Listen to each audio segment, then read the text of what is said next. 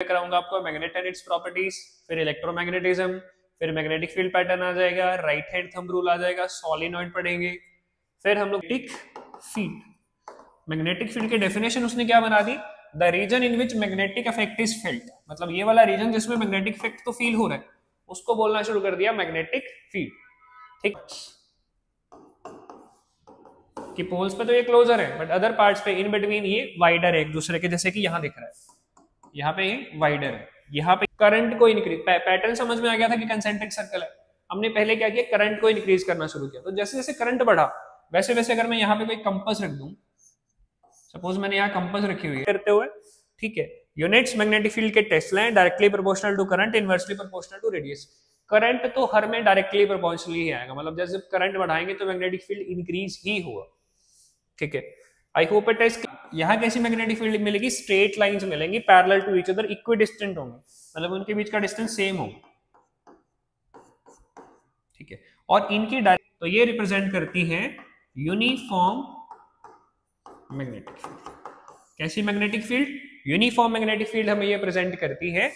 Value कितनी है, 90 degree, और साइन 90 डिग्री की वैल्यू होती है 1, पता है हमें, तो मतलब force on face A B is B. Hello students, welcome to 25 classes. आज हम करने जा रहे हैं magnetic effect of electric current. तो एक बार कंटेंट टेबल में देख लेते हैं। पहले मैं कराऊंगा आपको मैग्नेट एंड इट्स प्रॉपर्टीज, फिर इलेक्ट्रोमैग्नेटिज्म, फिर मैग्नेटिक फील्ड पैटर्न आ जाएगा, राइट हैंड थंब रूल आ जाएगा, सोलिनॉइड पढ़ेंगे, फिर हम लोग फ्लेमिंग्स राइट हैंड रूल कर लेंगे दैट, फिर क्लॉक फेस रूल आ जाएगा, after that force on current carrying conductor, then electromagnetic induction. तो ये सारे हमारे टॉपिक हैं इस चैप्टर में जो हम कवर करेंगे। स्टार्ट करते हैं with magnet and its properties. Magnet क्या होता है एक बार एक्सप्लेन कर देता हूं। Magnet is a special material, ancient Chinese ने ये डिस्कवर किया था। Special material that attracts iron, ठीक है, एक स्पेशल मटेरियल होता है।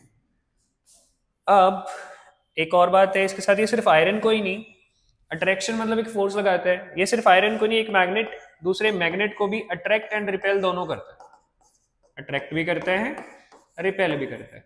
कंडीशंस है, अट्रैक्शन की कंडीशन अलग है, रिपल्शन की कंडीशन अलग है। तो एक बार मैग्नेट देख लेते हैं। मैग्नेट जो होता है ना, एक बार मैग्नेट है, एक एग्जांपल ले रहा हूं, एक बार मैग्नेट है। बार मैग्नेट होता है magnet with uniform cross section. ठीक है, इसके ना दो पोल में ये एग्जिस्ट करता है, मतलब अगर मैं इसको ऐसे काट दूं दो मैग्नेट में, अगेन मेरे पास कितने पोल होंगे, दो पोल, नॉर्थ एंड साउथ। यहाँ पे भी मेरे पास कितने होंगे, दो पोल, नॉर्थ एंड साउथ।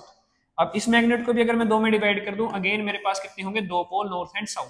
यहाँ पे भी नॉर्थ एंड साउथ, यहाँ पे भी नॉर्थ एंड साउथ, यहाँ पे भी नॉर्थ एंड साउथ। बट तब it is not a possibility that magnet can exist in a single pole. इसीलिए एक क्वेश्चन जो आपके पास पूछा जा रहा है, is magnet a dipole? Yes, it is always a dipole.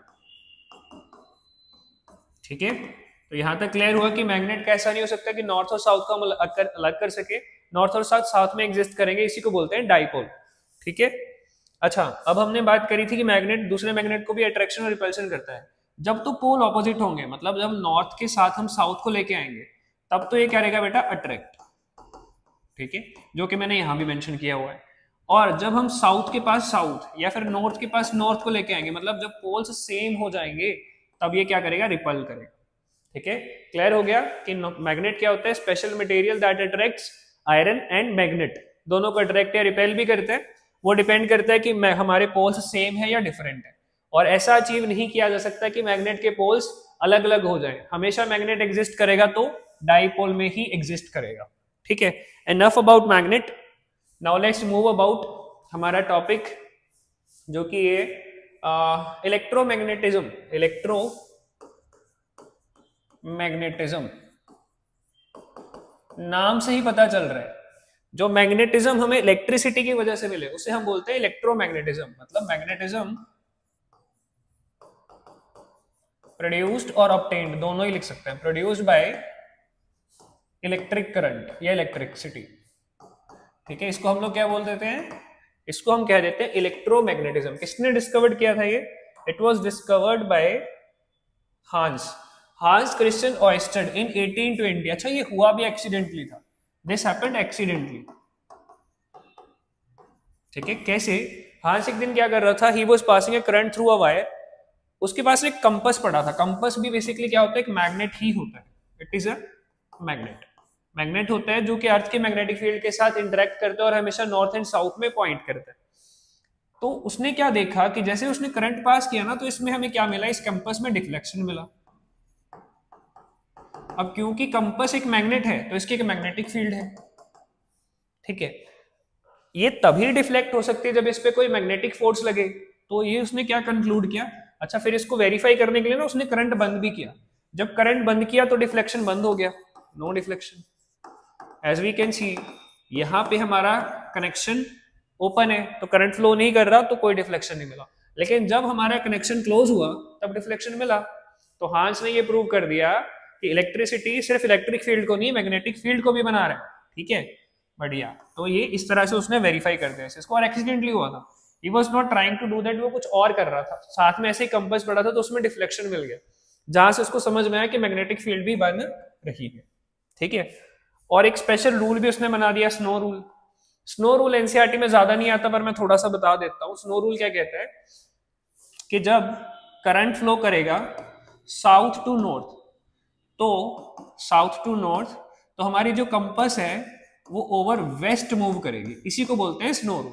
South to north जब हमारा करंट जा रहा होगा, ठीक है, तो हमारी कंपास ओवर वेस्ट मूव करेगी। ये स्नो रूल है, एनसीईआरटी में बहुत ज्यादा नहीं पूछा जाता है, लेकिन मैं इसकी अलग से एक छोटी सी वीडियो बना दूंगा जिसमें इसको पूरा एक्सप्लेन कर दूंगा, 2 से 3 मिनट में हो जाएगा, ठीक है, बढ़िया। इसमें कोई डाउट्स है? हांस ने डिस्कवर किया था, कब किया था, 1820 में। क्या कर रहा था, current was flowing through a wire, deflection मिला, डिफ्लेक्शन से उसने ये प्रूव कर दिया कि मैग्नेटिज्म बना रहा है इलेक्ट्रिक करंट, ठीक है। अच्छा, एक बात आपने नोट करी कि उसने क्या देखा, हांस ने एक चीज और देखी कि जब तो वो इस कंपास को पास लेके आ रहा है तो डिफ्लेक्शन इंक्रीज हो रहा है, डिफ्लेक्शन वाज इंक्रीजिंग, ठीक है। जब इस कंपास को दूर लेके जा रहा है, जैसे यहाँ पे दूर लेके जा रहा है, तो डिफ्लेक्शन डिक्रीज हो रहा था, डिफ्लेक्शन डिक्रीज हो रहा था, डिफ्लेक्शन डिक्रीज हो रहा था। और एक टाइम पे या एक डिस्टेंस पे जाने के बाद वो डिफ्लेक्शन बंद हो गया। तो उसने ये कंक्लूड किया कि मैग्नेटिक फील्ड तो है, बना रहा है, लेकिन उसका एक, या मैग्नेटिक इफेक्ट है लेकिन उसका एक दायरा है, मैग्नेटिक इफेक्ट का एक दायरा है, जिसको उसने क्या बोलना शुरू कर दिया, मैग्नेटिक फील्ड। क्या बोला, मैग्नेटिक फील्ड। मैग्नेटिक फील्ड की डेफिनेशन उसने क्या बना दी, the reason in which magnetic effect is felt, मतलब ये वाला रीजन जिसमें मैग्नेटिक इफेक्ट तो फील हो रहा है, उसको बोलना शुरू कर दिया मैग्नेटिक फील्ड, ठीक है। फिर मैग्नेटिक फील्ड को और समझने के लिए उसने क्या करे, 2 एक्सपेरिमेंट करे। कौन कौन से एक्सपेरिमेंट करे वो यहाँ पे मेंशन नहीं है, मैं एक बार दिखाता हूँ आपको कौन से एक्सपेरिमेंट करे। उसने एक्सपेरिमेंट करे 2, एक तो हमारा कि iron filing experiment,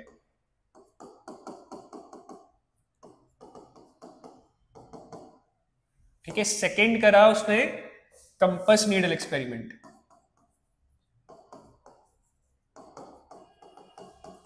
compass needle experiment.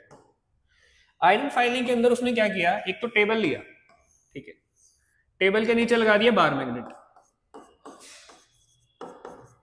Bar magnet, ठीक है, और ऊपर आयरन पाउडर स्प्रिंकल कर दिया, यहां से आयरन पाउडर स्प्रिंकल कर दिया, ठीक है। स्प्रिंकल करने के बाद इसको ना टेबल को हिलाया, तो क्या देखा, जैसे ये नॉर्थ पोल है, ये साउथ पोल है, ऐसे ना एक पैटर्न बन गया मैग्नेटिक फील्ड का,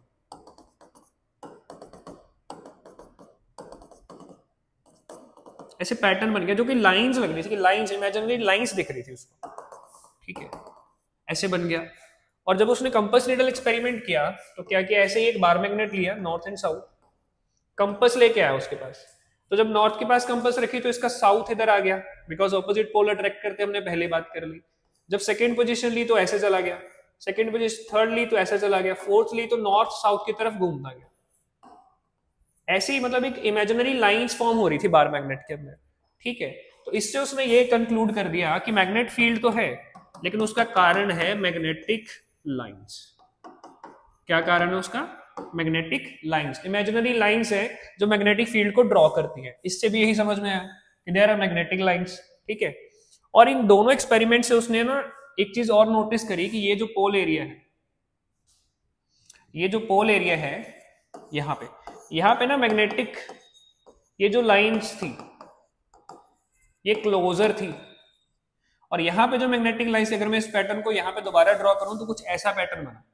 अगर ये बार मैग्नेट है, ऐसा पैटर्न बना,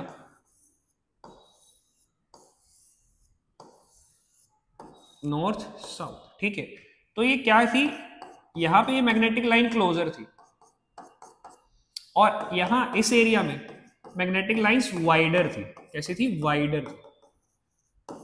और उसने क्या ऑब्जर्व किया कि यहाँ पे जो कंजप्शन या फिर जो कह सकते हैं जो आयरन फाइलिंग पाउडर उसने डाला था, यहाँ पे वो ज्यादा चिपका हुआ था पोल्स पे, ठीक है। तो एक बात तो ये समझे कि वहां पे मैग्नेटिक लाइंस क्लोजर है, दूसरा ये समझा कि वहां पे हमारा आयरन पाउडर भी ज्यादा चिपका हुआ है, ठीक है, ज्यादा इकट्ठा हो रखा है। तो उसने यहां से ये कंक्लूड किया कि जितनी ये लाइंस क्लोजर होंगी उतना ही मैग्नेटिक इफेक्ट ज्यादा होगा, ठीक है, ये कंक्लूड कर दिया। तीसरी बात, यहां से ऐसा फील हो रहा था कि मैग्नेटिक लाइन नॉर्थ से शुरू हो रही है और साउथ में खत्म हो रही है, ठीक है, ये भी कंक्लूड कर दिया। तो इन दोनों एक्सपेरिमेंट से ना उसने मैग्नेटिक लाइंस की कुछ प्रॉपर्टीज बना दी। पहले तो ये बताया कि मैग्नेटिक लाइंस क्या है। सबसे पहले बताया मैग्नेटिक फील्ड है, मैग्नेटिक फील्ड का रीजन ढूंढने के लिए एक्सपेरिमेंट करे, एक्सपेरिमेंट से पता लगाया कि इमेजिनरी लाइंस है, ठीक है। फिर इनकी प्रॉपर्टीज बता दी। पहली प्रॉपर्टी क्या बता दी, ये एक अजम्पशन के तौर पे उसने ले लिया कि magnetic lines originate from north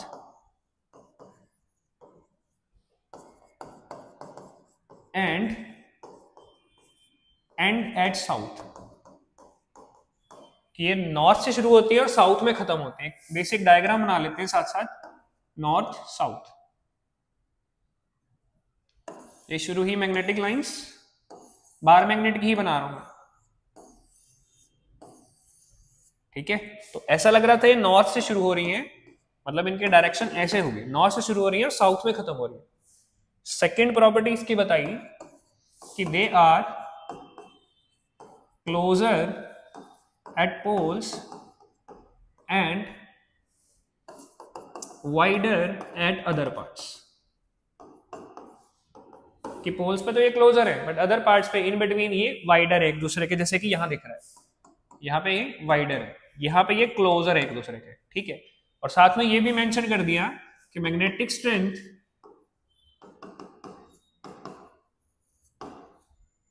is directly proportional two degree of closeness, या डिपेंड भी लिख सकते हैं कि उस पर डिपेंड करता है, डायरेक्टली प्रोपोर्शनल नहीं लिखना चाहते, मतलब जितनी ये लाइन से ज्यादा क्लोज होंगी उतना ही मैग्नेटिक इफेक्ट स्ट्रॉन्गर मिलेगा, क्योंकि आयरन पाउडर वहां पे ज्यादा चिपका, ठीक है, ये खत्म हो गया। थर्ड प्रॉपर्टी उसने ये बना दी कि magnetic field lines form close lines, ये क्लोज लाइंस फॉर्म करते हैं। क्लोज लाइन फॉर्म कैसे करती है, क्योंकि ऐसा लग रहा है कि ये डाइवर्ज कर रही है नॉर्थ से और कन्वर्ज कर रही है साउथ पे, डाइवर्ज कर रही है नॉर्थ से और कन्वर्ज कर रही है साउथ पे, तो ये क्या बना रही है, क्लोज लूप बना रही है। और चौथी और एक बड़ी इंटरेस्टिंग प्रॉपर्टी इसको इसने बताई, बड़ी बेहतरीन प्रॉपर्टी बताई कि they do not intersect, they important property है ये, दे डू नॉट इंटरसेक्ट, ठीक है, दे do not intersect each other, मतलब एक दूसरे को ये इंटरसेक्ट नहीं करती। क्यों नहीं करती, इसको इसने प्रूव किया ऐसे कि अगर जो हम डायरेक्शन देते हैं ना मैग्नेटिक फील्ड की डायरेक्शन, अगले पेज पे कराता हूं, रुको, या प्रॉपर्टी थी कि they do not intersect, they do not intersect, एक दूसरे को इंटरसेक्ट नहीं करते। अब जो डायरेक्शन ऑफ मैग्नेटिक फील्ड होती है ना, is given by drawing tangent on the magnetic line,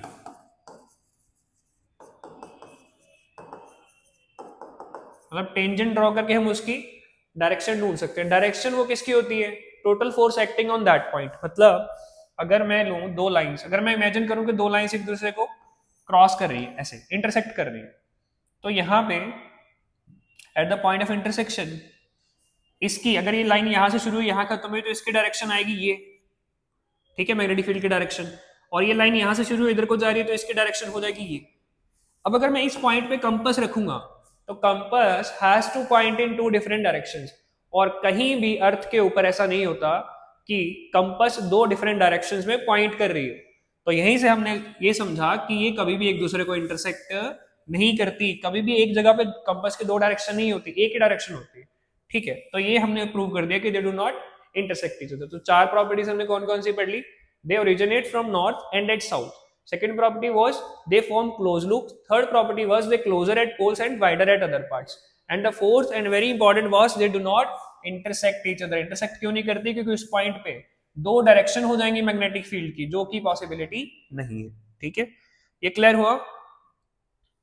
I hope it is clear. यहां तक हमने पढ़ लिया कि मैग्नेटिक फील्ड है।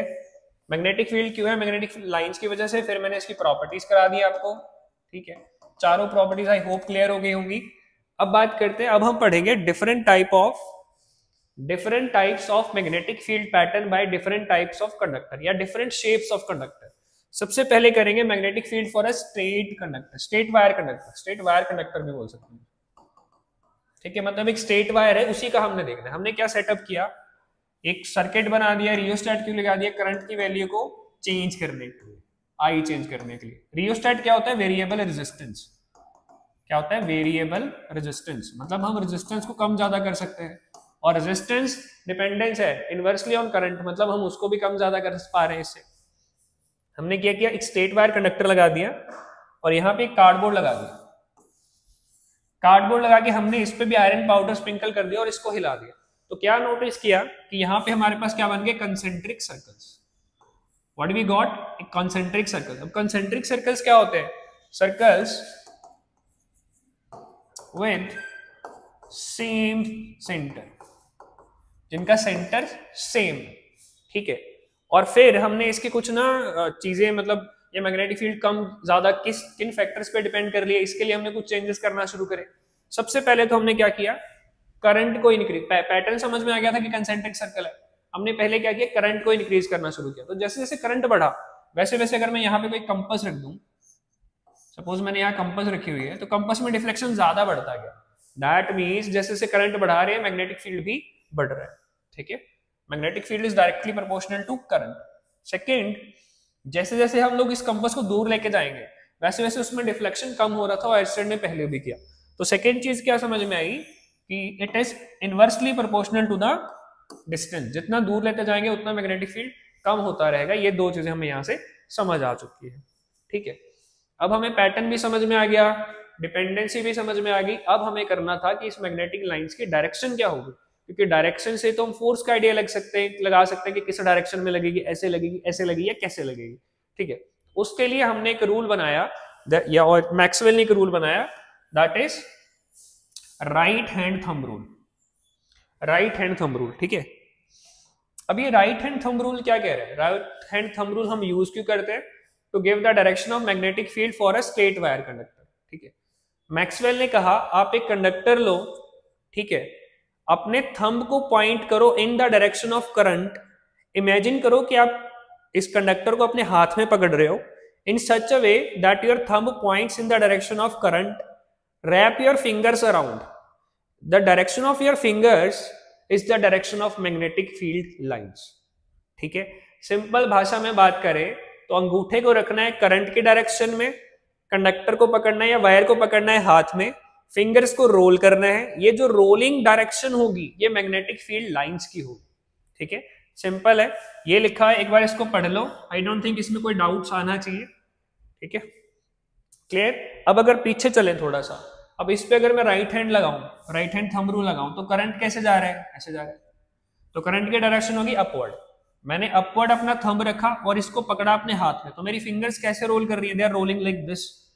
ऐसी कैसे, ये कैसी डायरेक्शन है? दिस इज एंटी क्लॉकवाइज, मतलब यहाँ पे जो मैग्नेटिक फील्ड की डायरेक्शन होगी वो एंटी क्लॉकवाइज होगी। खत्म। ये हमें डायरेक्शन मिल गई मैग्नेटिक फील्ड की। और यहाँ पे हम लोग इनकी, हमने क्या बात करी थी, मैग्नेटिक फील्ड की डायरेक्शन हम लोग टेंजेंट से देख सकते हैं, किसी भी पॉइंट से, किसी भी पॉइंट पे टेंजेंट पे हम उसकी मैग्नेटिक फील्ड की डायरेक्शन दे सकते हैं। क्लियर? नाइस। अब नेक्स्ट करते हैं हमारा सेकंड कंडक्टर। इनकी डिपेंडेंसी भी हमने बात कर ली कि करंट पे डिपेंडेंट और डिस्टेंस पे डिपेंडेंट, और इसका डायरेक्शन हम राइट हैंड थंब रूल से दे सकते हैं, जो कि मैंने यहाँ पे आपको पढ़ा दिया। नेक्स्ट है हमारा सर्कुलर कॉइल। सर्कुलर कॉइल क्या है? जैसे मान लो मैंने एक कार्डबोर्ड लिया, ठीक है, ऐसे वायर यहाँ पे 2 होल करे 1 2, यहां से वायर ऐसे करी और यहां से निकाल के दोबारा उसको कनेक्ट कर दिया करंट के साथ, ऐसा ही कुछ दिख रहा है इसमें। देखो ये 2 होल करे, ऐसे एक वायर ली, कॉपर वायर ली ऐसे, और उसको सर्किट में कनेक्ट कर दिया। बाकी सेटअप सेम है, rheostat for variable resistance which will change current, और हम उस पर डिपेंडेंसी चेक कर पाएंगे। ठीक है, तो क्या देखा, अगेन वही सेटअप किया, कार्डबोर्ड लगाया, 2 होल करे, उस पर वायर लूप कर दी और आयरन पाउडर स्प्रिंकल कर दिया। तो इसमें हमें क्या मिला कि वायर के अराउंड तो हमें क्या मिले, कंसेंट्रिक सर्कल मिले। यहां पे क्या मिले, कंडक्टर के पास कंसेंट्रिक सर्कल्स मिले, और सेंटर पे हमें मिल गई स्ट्रेट लाइन। सेंटर पे हमें क्या मिल गई, स्ट्रेट लाइन। तो मतलब magnetic field pattern of a coil is like this, ऐसा उसका मैग्नेटिक फील्ड पैटर्न होता है। ठीक है, ये हो गया magnetic field pattern of a coil. Coil का मैग्नेटिक फील्ड पैटर्न हो गया ये। ठीक है, this is magnetic field pattern of a coil. अब इनकी डायरेक्शन देने के लिए हमें क्या बताना पड़ेगा, हमें राइट हैंड थंब रूल लगाना पड़ेगा। जैसे कि अब इसमें करंट ऐसे जा रहा है, देखो प्लस टू माइनस जाता है, हमें पता है करंट, तो यहां से करंट जा रहा है ऐसे। अब यहाँ पे अगर मैं राइट हैंड थंब रूल लगाऊं, देखो ये लगाया राइट हैंड थंब रूल ऐसे, तो ये भी क्या होंगे, एंटी क्लॉकवाइज। ठीक है, अब करंट घूम के ऐसे आ रहा है, तो यहाँ पे करंट डाउनवर्ड मिलेगा, तो यहाँ पे अगर मैं लगाऊंगा तो मैग्नेटिक फील्ड लाइंस कैसी हो जाएंगी, क्लॉकवाइज। ठीक है, तो याद रखना इन केस ऑफ कॉइल ये सारे एरोज जो होंगे ना, ये इवेंचुअली एक ही डायरेक्शन में पॉइंट करेंगे। ये सारे एरोज एक ही डायरेक्शन में पॉइंट करेंगे, एक दूसरे को कैंसल आउट नहीं करेंगे। ठीक है, तो यहाँ पे जो मैग्नेटिक फील्ड कॉइल में मिलती है ना, वो स्ट्रॉन्गर होती है, कॉइल में स्ट्रॉन्गर होती है देन स्ट्रेट वायर में, स्ट्रेट वायर से काफी स्ट्रॉन्गर होती है। ठीक है, ये क्लियर हो गया। अब इसकी डिपेंडेंसी चेक करने के लिए हमने क्या किया, करंट को कम ज्यादा किया। करंट को कम ज्यादा किया तो करंट मैग्नेटिक फील्ड का सिंबल होता है बी, इसके यूनिट होते हैं टेस्ला। टेस्ला बड़ा फेमस नाम है, कार ब्रांड भी एलोन मस्क का टेस्ला, तो इसके यूनिट टेस्ला होते हैं। ठीक है, निकोला टेस्ला बेसिकली साइंटिस्ट का नाम था जिसने इस पे काफी एक्सपेरिमेंट करे थे। तो magnetic field is directly proportional to current, जितना करंट बढ़ाते जा रहे हैं उतना मैग्नेटिक फील्ड इंक्रीज हो रहा है। सेकंड बात उसने देखी कि जितना इस कॉइल का रेडियस हम बढ़ा रहे हैं उतना मैग्नेटिक फील्ड डिक्रीज हो रहा है। तो magnetic field is inversely proportional to radius of coil. ठीक है, ये समझ में आएगा। एक स्पेशल बात जो यहाँ पे मेंशन नहीं है, अब हम इस कॉइल को सिर्फ, ये तो एक सिंगल लूप कॉइल है, सिंगल लूप कॉइल, हम इसको मल्टी लूप कॉइल भी बना सकते हैं, मतलब लूप एक नहीं कई सारे ले सकते हैं। अगर हम बहुत सारे लूप ले लेना, जैसे मान लो हमें ये एक लूप मैग्नेटिक फील्ड प्रोवाइड कर रहा है 1 टेस्ला, अगर मैं 6 लूप लूंगा ना तो मेरे पास मैग्नेटिक फील्ड मिल जाएगी 6 टेस्ला, मतलब उतने टाइम्स हो जाएगी जितने हम नंबर ऑफ लूप कर देंगे। ठीक है, यहां तक क्लियर। मैग्नेटिक फील्ड पैटर्न कैसा, ऐसा सारे एरोस एक ही डायरेक्शन में पॉइंट करते हुए। ठीक है, यूनिट्स मैग्नेटिक फील्ड के टेस्ला हैं, directly proportional to current, inversely proportional to radius. Current तो हर में डायरेक्टली प्रोपोर्शनली ही आएगा, मतलब जैसे करंट बढ़ाएंगे तो मैग्नेटिक फील्ड इंक्रीज ही होगा।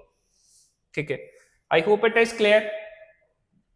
नाउ लेट्स, अच्छा ये ऐसा ये दोबारा दिखाया हुआ है, देखो मैग्नेटिक फील्ड पैटर्न, ये कॉइल है, कॉइल में देखो एरो सारे एक ही डायरेक्शन में पॉइंट कर रहे हैं, क्योंकि इसमें करंट होपफुली ऐसे जा रहा है, ऐसे नहीं ऐसे आ रहा है, ऐसे आ रहा है, तो मैग्नेटिक फील्ड पैटर्न देखो ये बनेगा ऐसे। अगर ये कॉइल को मैं इमेजिन करूं ऐसे पकड़ी हुई है, ठीक है, तो करंट ऐसे आएगा तो मैग्नेटिक फील्ड ऐसे, ऐसे जाएगा तो ऐसे मैग्नेटिक लाइंस। ठीक है, तो ये प्रॉपर कॉइल का एक डायग्राम बना रखा है जिससे पूरा समझ में आ रहा है कि कैसे जाएंगे ये मैग्नेटिक फील्ड लाइंस।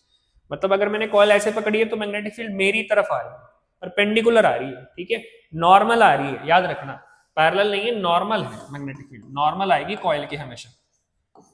ये कॉइल हमने प्लेन में बना रखी होगी तो अंदर को जाएगा, अगर मैं ऐसे पकड़ा हुआ हूं तो मेरी तरफ आएगी या बाहर को जाएगी, परपेंडिकुलर होगी। ऐसे रखा हूं या तो डाउनवर्ड आएगी या तो अपवर्ड आएगी, ऐसे आएगी मैग्नेटिक फील्ड। ठीक है, अब तीसरा हमारा कंडक्टर हो गया सोलेनॉइड। सोलेनॉइड बेसिकली क्या है, a coil of many circular turns of insulated copper wire, ऐसा होता है कुछ। एक कॉइल को हमने क्या कर दिया, हेलिकल स्प्रिंग में बना दिया और उसको कनेक्ट कर दिया करंट के साथ। ठीक है, अच्छा एक चीज और एक्सप्लेन कर देता हूँ, जैसे मान लो कि ऐसे जो मैग्नेट बनता है ना हमारे पास, ये एक तरह के मैग्नेट बन जाते हैं। ये जो मैग्नेट बन जाते हैं ना ऐसे सर्कुलर मैग्नेट, उनका हमें पोल बताना मुश्किल हो जाता है। क्या बताना मुश्किल हो जाता है? पोल। तो हम उसका क्या बताते हैं, जैसे हमारे पास कॉइन होता है, कॉइन का हम लोग पोल नहीं बता सकते ना, कॉइन का हम लोग क्या बता देते हैं? फेस। तो इस तरह के मैग्नेट का जैसे एक एग्जांपल फ्रिज मैग्नेट होते हैं, ऐसे मैग्नेट्स का ना हम फेस बता देते हैं, फेस। ठीक है, जैसे ये कॉइल है, अगर इस कॉइल में मुझे लगे, अगर मान लो सपोज ये मेरा कॉइल है, ठीक है, कॉइल के अंदर यदि मुझे लगे कि करंट इस फेस से मैं देख रहा हूं, अगर मुझे लगे कि करंट क्लॉकवाइज है, ऐसे होगा ना क्लॉकवाइज, ऐसे ये कॉइल ऐसे पड़ा है मेरे सामने, क्लॉकवाइज है, तो वो फेस कौन सा हो जाएगा? साउथ। मतलब क्लॉकवाइज करंट तो साउथ फेस। ठीक है, अब अगर इसी कॉइल को मैं पीछे से देखूं, पहले मैं क्या, एक बार दोबारा एक्सप्लेन करता हूं, ऐसे देख रहा था तो करंट ऐसे जा रहा था, ठीक है, अब मैं घूम के ऐसे आ गया, अब वही करंट अगर उसको मैं पीछे से देखूं तो ऐसे जा रहा होगा, मतलब एंटी क्लॉकवाइज आ रहा है, एंटी क्लॉकवाइज जा रहा होगा करंट किसी फेस से, तो वो मेरा नॉर्थ फेस हो जाएगा। ठीक है, याद रखने का तरीका, एंटी में एन आता है तो वो नॉर्थ हो जाएगा, क्लॉकवाइज में एन नहीं आता तो वो साउथ हो जाएगा। ठीक है, मतलब एक फेस अपने आप साउथ तो दूसरा अपने आप नॉर्थ हो जाएगा, ये तो हम समझ ही सकते हैं। ठीक है, क्लियर? नेक्स्ट, अब सोलेनॉइड की अगर मैं बात करूं, सोलेनॉइड के अंदर करंट जाता है, इसकी जो मैग्नेटिक फील्ड पैटर्न है ना, इज लाइक बार मैग्नेट। अच्छा, अर्थ का भी जो मैग्नेटिक फील्ड पैटर्न है ना, वो बार मैग्नेट जैसा है। अर्थ का मैग्नेटिक फील्ड पैटर्न भी बार मैग्नेट जैसा है। ऐसे अर्थ है, अर्थ के सेंटर में ऐसा लगता है कि एक मैग्नेट है जो कि मोल्टन मेटल फ्लो कर रहा है, मोल्टन मेटल फ्लो कर रहा है, उसके भी पोल्स है एक बार मैग्नेट की तरह, उसकी मैग्नेटिक फील्ड ऐसी है।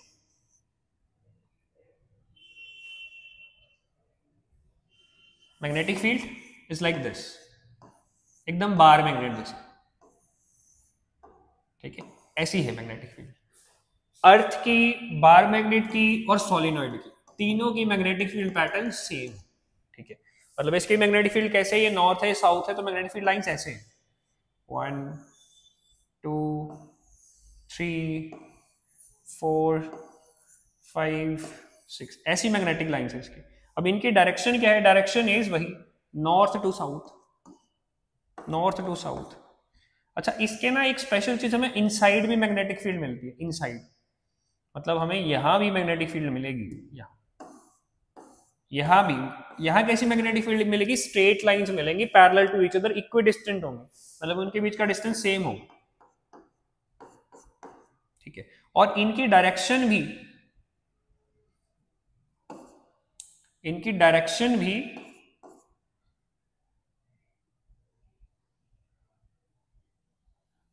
साउथ टू नॉर्थ हो जाएगी। मतलब इनसाइड सोलिनॉइड जो हमें डायरेक्शन है ना, वो भी साउथ टू नॉर्थ हो जाएगी, आउटसाइड ये रहेगी, क्योंकि हमने एक प्रॉपर्टी पढ़ी थी कि they form close loop, they form closed loops. ठीक है, अब नॉर्थ से ओरिजिनेट हो रही है, साउथ में जा रही है, इनसाइड गैप है तो दोबारा नॉर्थ पे चली जा रही है, तो मतलब ये कैसे बना रही है? क्लोज्ड लूप्स फॉर्म कर रही है। ठीक है, अब इनसाइड इसकी मैग्नेटिक फील्ड कैसी है? Parallel equidistant lines, parallel equidistance lines. ये इसका पैरेलल इक्विडिस्टेंस लाइन का मतलब क्या है? अब देखो, अगर इनका डिस्टेंस सेम है हर जगह, तो हर जगह मैग्नेटिक फील्ड भी सेम होगी, तो ये रिप्रेजेंट करती है यूनिफॉर्म मैग्नेटिक फील्ड। कैसी magnetic field? Uniform magnetic field हमें ये प्रेजेंट करती है स्ट्रेट पैरेलल इक्विडिस्टेंट लाइंस। ठीक है, क्लियर हो गया? I hope it is clear to you. अब इसकी डिपेंडेंसी भी हमने देखी किस किस चीजों पर डिपेंडेंट है। Magnetic field is directly proportional to current, ये तो मैंने बता ही दिया था कि हर में, ये तो सब में सेम है, कोई भी कंडक्टर ले लो, करंट बढ़ाएंगे तो मैग्नेटिक फील्ड बढ़ेगा। Then magnetic field is number of turns. अच्छा, ये जितने भी टर्न्स हम बढ़ाएंगे ना, उतना ही मैग्नेटिक फील्ड बढ़ेगा। Magnet inversely proportional to radius of coil.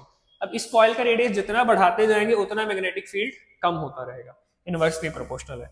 ठीक है, चौथा एक और पॉइंट है इसमें, अगर एयर गैप, नॉर्थ और साउथ में हम लोग एयर गैप रिड्यूस कर देना, ऐसे इसको घुमा दें, थोड़ा यू शेप मैग्नेट बना दे, तो भी ये मैग्नेटिक फील्ड इंक्रीज होगी। ठीक है, और करंट हो गया, बस यही है। ठीक है, अच्छा ये लिखा हुआ intensity of magnetic field with in the solenoid is uniform. With in का मतलब वो कौन सा पॉइंट बात कर रहा है, विद इन का मतलब है यहाँ इनसाइड बात कर रहा है।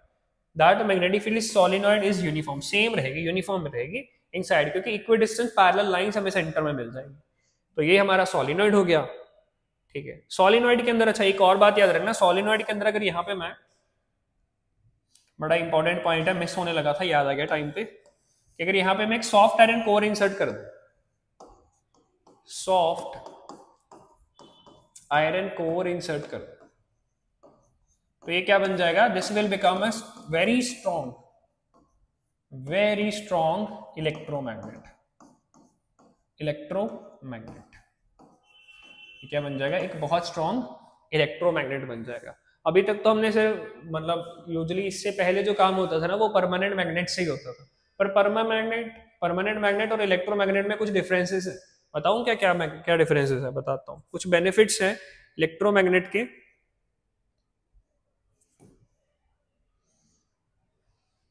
जैसे अगर मैं बात करूं, यहां पे मैं लिख लूं इलेक्ट्रोमैग्नेट, और दूसरी तरफ मैं लिखूं बार मैग्नेट या परमानेंट मैग्नेट, परमानेंट/बार मैग्नेट, ठीक है।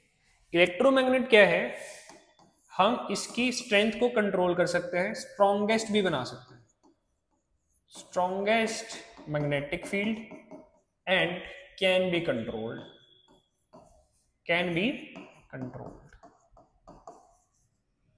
अब इसमें क्या है,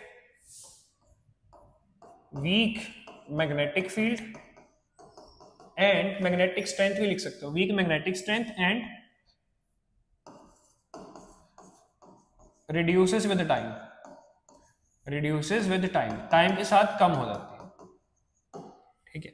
सेकेंड, अब थोड़ा सा मैं अगर एक और पॉइंट मेंशन करूं, जैसे यहां पे अगर मैं लाऊं, हमने क्या पढ़ा अभी पीछे मैंने कराया यहाँ पे हाँ, कि अगर साउथ फेस हो तो क्लॉकवाइज हो जाएगा, क्लॉकवाइज करंट हो तो साउथ फेस हो जाएगा, और एंटी क्लॉकवाइज करंट हो तो नॉर्थ फेस हो जाएगा। इसको हम लोग क्लॉक फेस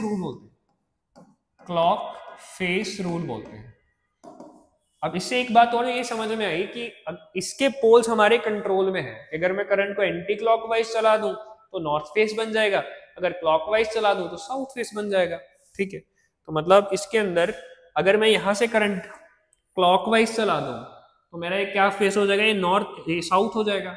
लेकिन यदि इसके अंदर करंट मैं एंटी क्लॉकवाइज चला दूं, मतलब यहां से क्लॉकवाइज कर दो, तो ये मेरा फेस साउथ होगा। मतलब इलेक्ट्रोमैग्नेट के मैं क्या कंट्रोल कर सकता हूं, उसकी पोलैरिटी, उसके पोल्स को भी कंट्रोल कर सकता हूं, ठीक है। तो यहां से बात करते हैं कि पोल्स या polarity can be changed, polarity can be changed by changing the direction of current,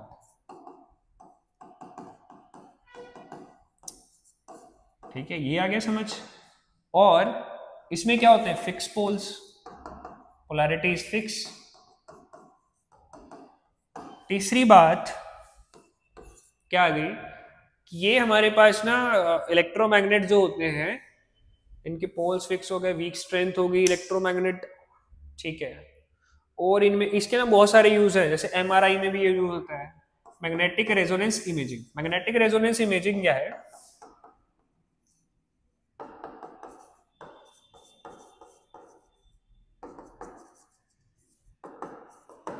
एक बड़ा स्ट्रॉन्ग ना मैग्नेट, जो देखा है आपने, वो बड़ी सारी मशीन होती है, उसके अंदर इंसान को डाला जाता है टू मेक इमेजेस बनाते हैं इंटरनल बॉडी पार्ट्स की।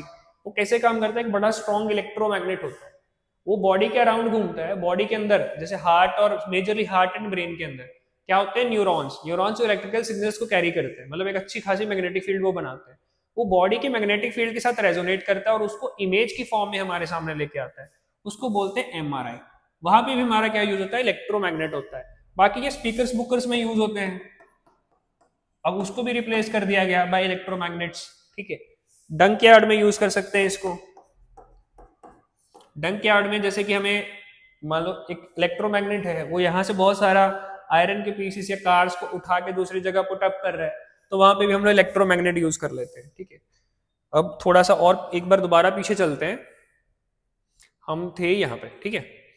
अब हमने बात करी कि इसकी पोलैरिटी हमारे हाथ में, ये तो बात कर ली। अच्छा, अब हम इसमें सॉफ्ट आयरन कोर ही क्यों इंसर्ट करते हैं? सॉफ्ट आयरन कोर इसलिए इंसर्ट करते हैं बिकॉज ये इजीली मैग्नेटाइज्ड और डीमैग्नेटाइज हो जाता है, बहुत जल्दी मैग्नेटाइज्ड और डीमैग्नेटाइज हो जाता है। अब ये हमारे लिए फायदा कैसे है? ज्यादातर मटेरियल होते हैं ना, उसको मैग्नेट के कांटेक्ट में रखो, वो भी उसमें परमानेंट मैग्नेट वाली क्वालिटीज आने लगती है। लेकिन मेरे को तो क्या करना है, सपोज मैं डंकयार्ड में काम कर रहा हूँ, तो मुझे यहाँ से मटेरियल को उठा के वहां रखना है, तो मतलब वहां पे मुझे मैग्नेट का काम नहीं लेना कि जैसे ही करंट बंद करूं मैग्नेटिक प्रॉपर्टी छूट जाए। तो इसलिए हम यूज करते हैं सॉफ्ट आयरन कोर, क्योंकि इसके अंदर ये प्रॉपर्टी है, करंट दिया मैग्नेट, करंट दिया नहीं मैग्नेट, नहीं दिया करंट तो नहीं मैग्नेट, सिंपल। तो इसीलिए हम लोग सॉफ्ट आयरन कोर का यूज करते हैं, ठीक है। सॉफ्ट आयरन कोर से भी इसकी मैग्नेटिक स्ट्रेंथ इंक्रीज हो जाती है। ये क्वेश्चन है, magnetic field inside current carrying circular coil A, current is clockwise and anti clockwise. Magnetic field pattern बताना है। पहले तो कॉइल इमेजिन करो, अपनी नोटबुक में ड्रॉ करो एवरीवन।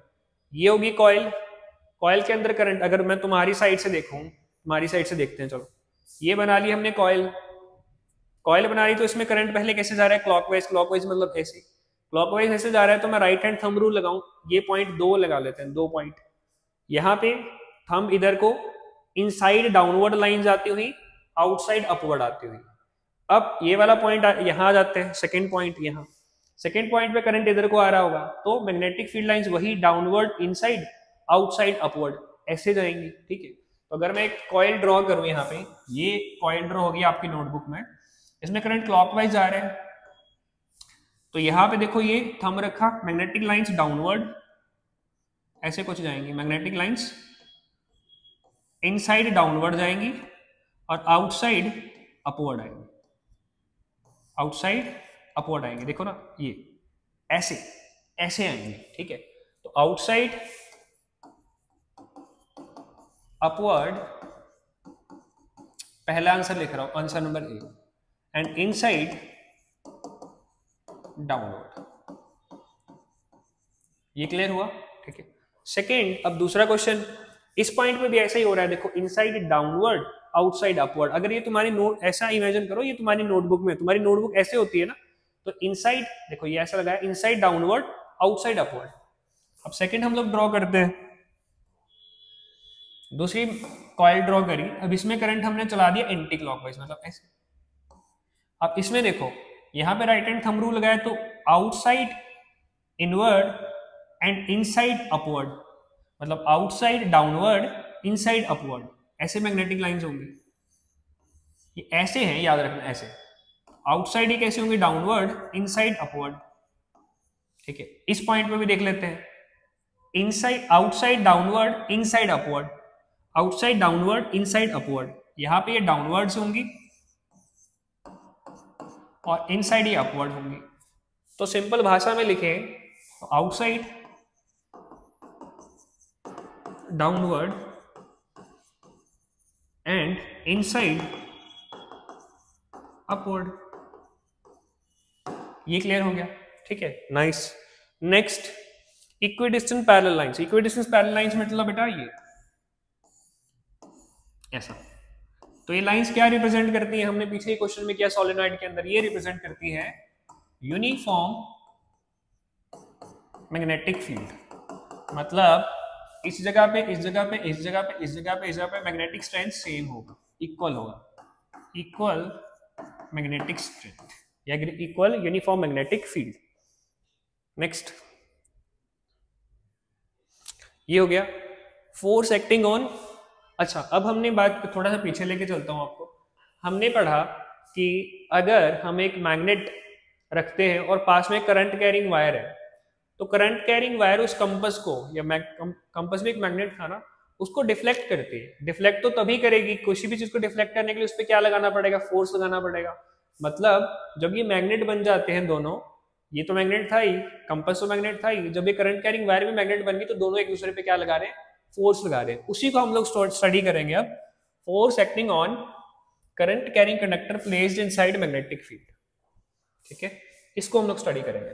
ऐसे एक सेटअप मैंने बनाया है, जैसे ये मैग्नेट लगा हुआ है, अब इसके अंदर अगर मैं एक वायर लगा दूं, ऐसे करंट कैरिंग वायर लगा दी, जो कि फ्री टू मूव है, ये फिक्स है,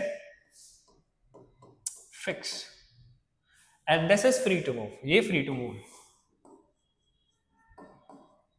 ये फ्री टू मूव क्या है, क्योंकि हम इसकी ना डायरेक्शन भी देख सके, किस डायरेक्शन में डिफ्लेक्ट होती है, सेकंड इसकी इंटेंसिटी भी देख सके कि डिफ्लेक्शन किन किन चीजों से बढ़ती है। ठीक है, तो हमने ऐसा एक सेटअप लगा दिया कि ये वायर ऐसे मूव कर सकती है। तो जैसे ही हमने इसमें करंट दिया ना, करंट दिया तो क्या हुआ कि ये वायर डिफ्लेक्ट हुई, ऐसे आ गई ऊपर। अब जैसे ही ऊपर गई तो इसमें करंट बंद हो गया, फिर ये डाउन आ गई, तो हमें कंटिन्यूस मोशन ऐसे ऐसे करके मिल गया। तो हमने डिफ्लेक्शन देख ली। अब डिफ्लेक्शन जैसे ही हमने करंट इंक्रीज किया तो डिफ्लेक्शन बढ़ी, मोर डिफ्लेक्शन। ठीक है, और जैसे ही हमने इस मैग्नेट की जगह स्ट्रॉन्ग मैग्नेट लगाया, मतलब मैग्नेटिक फील्ड इंक्रीज करी, तब भी हमारी डिफ्लेक्शन क्या हुई, ज्यादा हुई।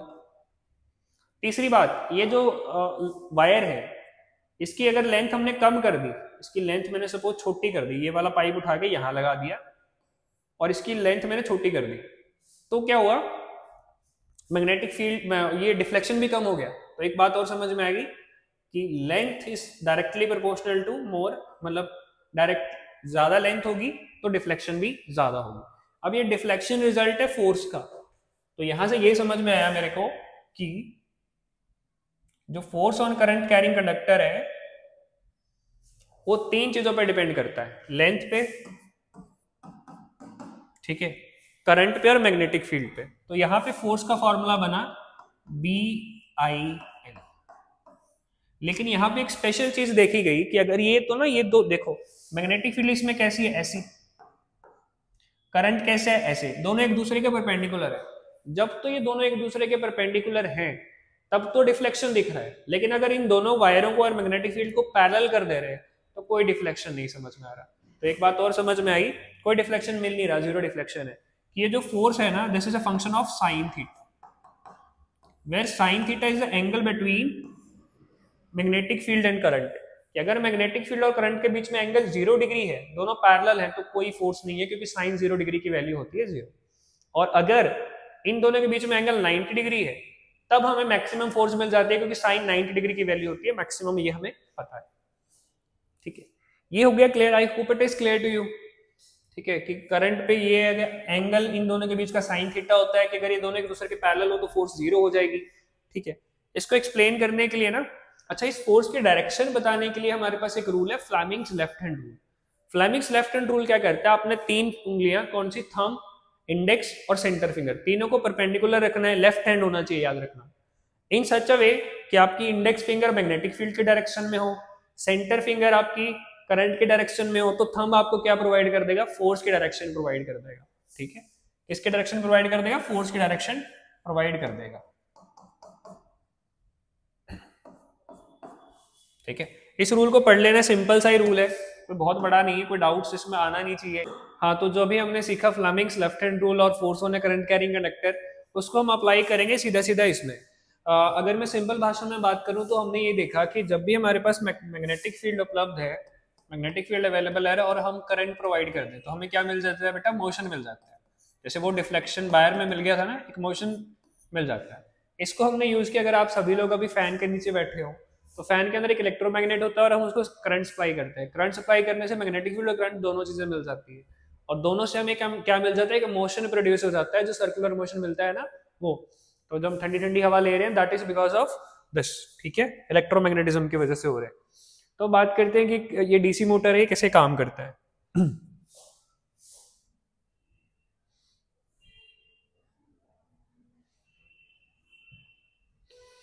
इसमें क्या होता है, जैसे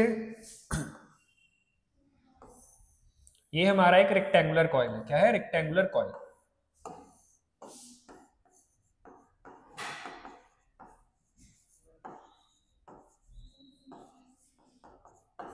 ठीक है, रेक्टेंगुलर कॉइल है।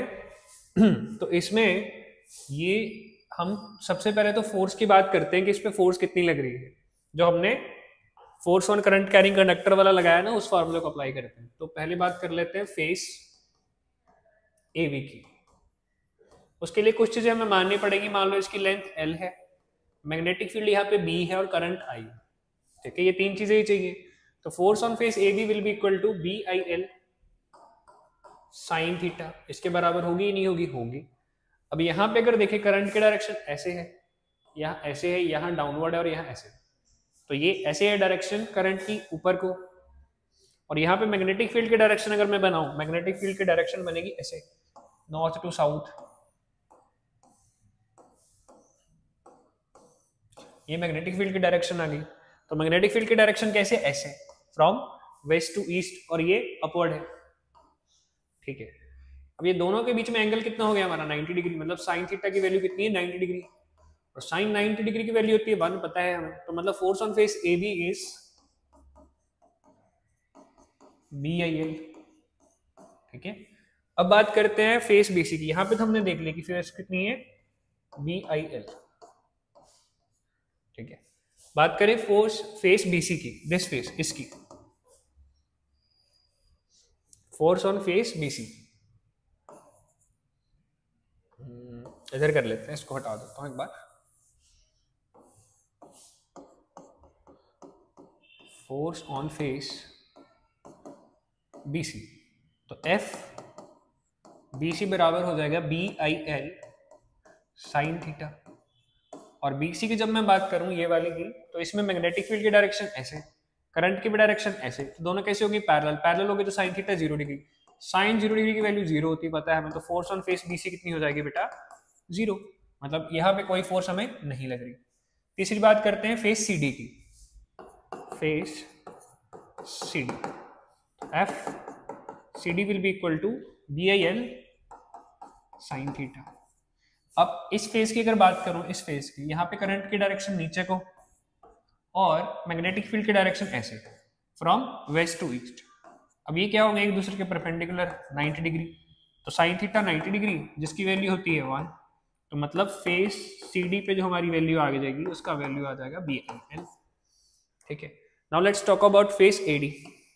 AD पे करंट ऐसे आ रहा है, तो AD पे अगर बात करी जाए फोर्स ऑन फेस AD, ठीक है, that will be equal to B I L sine theta. Current की डायरेक्शन ऐसे, मैग्नेटिक फील्ड की डायरेक्शन ऐसे, दोनों एक दूसरे के एंटी पैरेलल, मतलब 180 degree sine theta. Sine 180 degree की वैल्यू होती है 0 डिग्री, 0, तो फोर्स ऑन फेस AD भी कितनी होगी, दे आर 0, तो मतलब हमें एक यहाँ पे फोर्स मिल रही है, एक यहाँ पे फोर्स मिल रही है, दोनों का ही मैग्नीट्यूड बी आई एल, इसका भी मैग्नीट्यूड बी आई एल, दोनों का मैग्नीट्यूड भी बी आई एल है। ठीक है, अब इस डायरेक्शन, इसको थोड़ा हटा देता हूं मैं, थोड़ा एक बार क्लियर बना लेते हैं हम। यहाँ पे एक फोर्स है, ठीक है, एक यहाँ पे फोर्स है, मैग्नीट्यूड दोनों का बी आई एल है। अब देख लेते हैं इनकी डायरेक्शन। डायरेक्शन के लिए हमारे पास कौन सा लॉ है, बिल्कुल फ्लेमिंग्स लेफ्ट हैंड रूल। इसमें मैग्नेटिक फील्ड की डायरेक्शन ये, करंट की डायरेक्शन ऐसे ऊपर, तो करंट की डायरेक्शन में फिंगर ले जाओ, पीछे को जाएगी, मैग्नेटिक फील्ड ये जाएगी। ठीक है, तो अब इसमें थंब देखो कहां पॉइंट कर रहा है, थंब इज पॉइंटिंग डाउनवर्ड्स। ठीक है, फ्लेमिंग लेफ्ट हैंड यही रूल कहता है ना कि इंडेक्स फिंगर को मैग्नेटिक फील्ड की डायरेक्शन में लेके आओ, करंट सेंटर फिंगर की डायरेक्शन में लेके आओ, then thumb will provide you the magnetic force. तो यहाँ पे फोर्स की डायरेक्शन क्या मिल गई मुझे, डाउनवर्ड। कैसी मिल गई, डाउनवर्ड। ठीक है, यहाँ पे बात करें तो मैग्नेटिक फील्ड की डायरेक्शन ऐसी, करंट की डायरेक्शन ऐसे, तो again magnetic field current, thumb pointing outward, मतलब इसकी डायरेक्शन कैसे मिल गई मेरे को, अपवर्ड, अपवर्ड लगा लेते हैं इसको। ठीक है, अपवर्ड, एक डाउनवर्ड एक अपवर्ड, दोनों का मैग्नीट्यूड सेम। जब दो इस तरह की फोर्सेस लगे जिनका मैग्नीट्यूड सेम हो, एक ऐसे लग रही है एक ऐसे लग रही है, थोड़ा ध्यान से देखो, एक ऐसे लग रही है और एक ऐसे लग रही है, एक अपवर्ड एक डाउनवर्ड। ठीक है, इनको बोलते हैं कपल फोर्सेस। कौन सी फोर्सेस, कपल फोर्सेस। और कपल फोर्सेस हमेशा एक्ट करती हैं, देखो अगर मैं ऐसे फोर्स लगा रहा हूं तो क्या करने लगेगा, इट विल स्टार्ट रोटेटिंग, घूमना शुरू हो जाएगा। इसी तरह से हमारी डीसी मोटर बनती है। ठीक है, तो ये आई होप हमने इसमें करंट कैरिंग कंडक्टर का फोर्स वाला फॉर्मूला भी अप्लाई कर लिया और इसमें हमने फ्लेमिंग्स लेफ्ट हैंड रूल भी लगा लिया। तो ऐसे हमारा मोटर बनता है। क्लियर हो गया, कोई डाउट है तो इसमें बता दो। नेक्स्ट है हमारा difference between direct current and alternating current. Direct current होता है, इसका मैग्नीट्यूड एंड डायरेक्शन सेम होता है, मतलब ये ऐसे चलता है सीधा सीधा, बस इसमें कोई ऑसिलेशंस नहीं होती। और जो ऑल्टरनेटिंग करंट होता है वो ऑल्टरनेट, उसकी डायरेक्शन चेंज होती है। ठीक है, इसमें पोलैरिटी होती है, मतलब पॉजिटिव नेगेटिव ऐसे चलता है, ऑसिलेशंस होती है। ठीक है, इसकी फ्रीक्वेंसी जीरो होती है, फ्रीक्वेंसी तो तब होगी जब डायरेक्शन चेंज होगी, ऑसिलेशंस प्रोड्यूस होगी, इसमें साथ कुछ है ही नहीं। इसकी फ्रीक्वेंसी है इंडिया के अंदर 50 हर्ट्ज। फ्रीक्वेंसी अगर याद हो थोड़ा होता है जो हमने साउंड में पढ़ा था, it is number of oscillations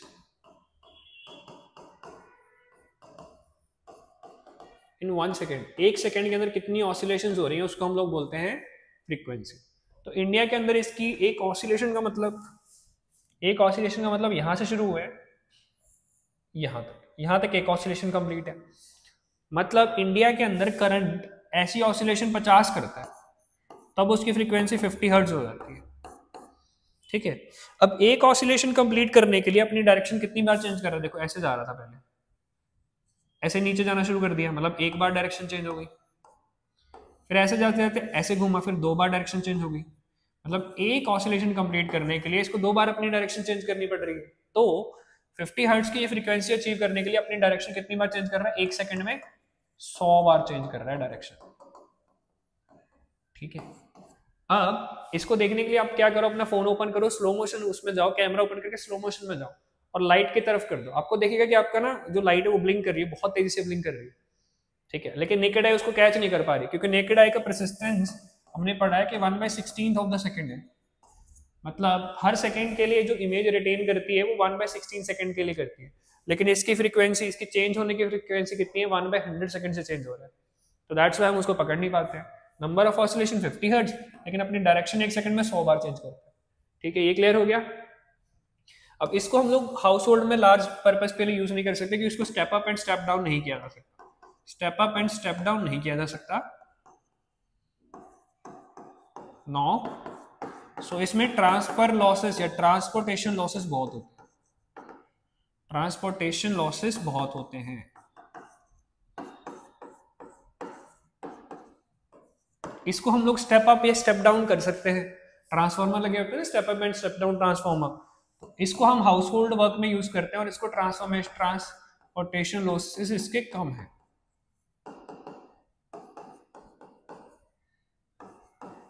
इसलिए ज्यादातर एसी यूज होता है, डीसी ज्यादातर बैटरीज में स्टोर होता है।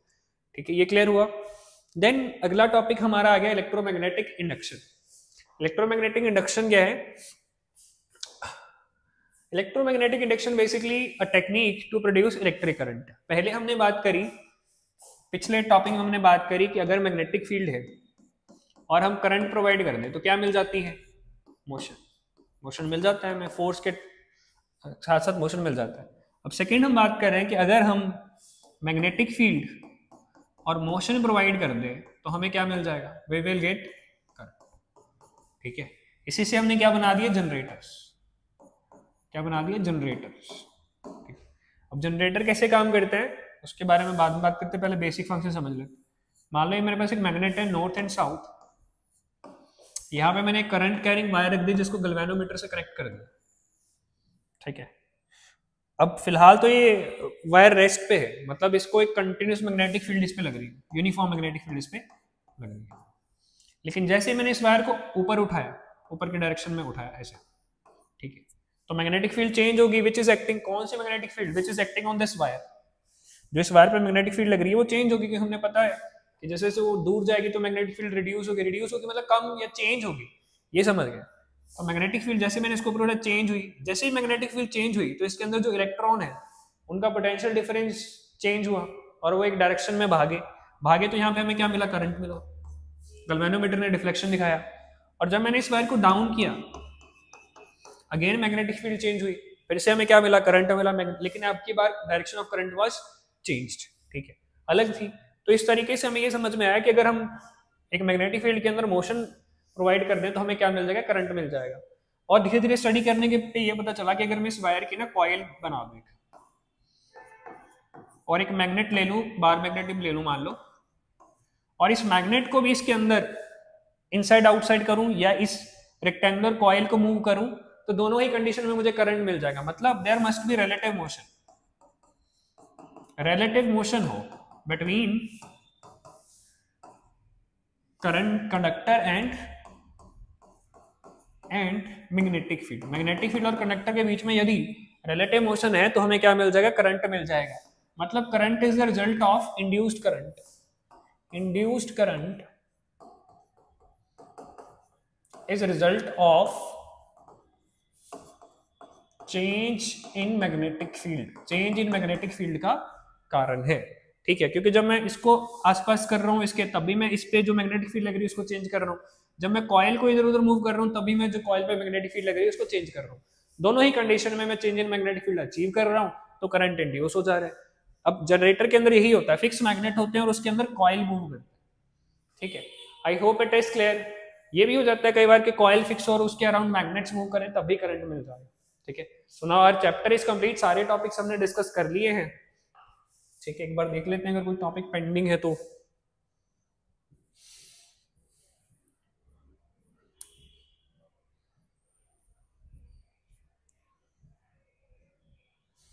मैग्नेट एंड इट्स प्रॉपर्टीज कर लिया हमने कि मैग्नेट कैसा होता है, डाइपोल होता है, ठीक है। नॉर्थ एंड साउथ दो पोल में एग्जिस्ट करता है और आयरन मटेरियल्स को अट्रैक्ट करता है और मैग्नेट दूसरे मैग्नेट पे फोर्स लगाता है, सेम पोल हो तो अट्रैक्ट रिपेल करता है और डिफरेंट पोल्स हो तो अट्रैक्ट करता है। इलेक्ट्रोमैग्नेटिज्म हमने पढ़ लिया कि the production of magnetism by electricity is called electromagnetism. Then magnetic field pattern पढ़ लिए, किस किसके पढ़ लिए हमने, स्ट्रेट वायर के पढ़ लिए। इसमें हमने क्या पढ़ लिया, स्ट्रेट वायर पढ़ा,